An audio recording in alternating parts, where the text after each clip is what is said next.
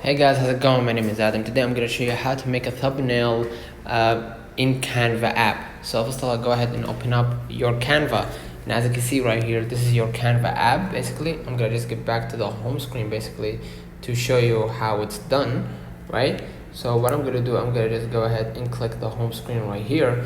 And what I'm going to do, you're going to see right here the interface of the app. Click the search at the top and then just type thumbnail, right? And basically after you type the thumbnail, just be specific about your thumbnail. If you want it to be for Snapchat, YouTube, in my case I'm gonna just use like YouTube basically, right? And you're gonna see the many templates that you can use for creating a thumbnail. So I'm gonna choose this one for example, right, to use it. And what I'm gonna do, I'm gonna just go ahead and choose the part that I want to delete. If I wanted to delete that, take that person out, I can just do it. Or if I wanted to keep him, that as well. And I can choose the text that I want, right, for this video, and just go ahead and choose what adjust it to the way you prefer. And here you're gonna see the most thumbnail right here, and you can choose right here if you wanted to delete that part out. Okay, let's have an example like this, right?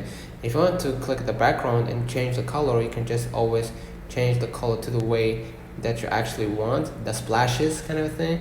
So you can actually choose it to the way you want. And here you're gonna see the background of the attractive text behind it. Click right here, you're gonna see many tools at the below middle, and you're gonna be able to change the font and the color if you wanted to. And you can use whatever template or whatever color that you actually want in the format. If you want it to be like this, or if you want it to be laid down or something like that, right? Just click cancel, and if you wanted to animate it, it will turn that into a video basically.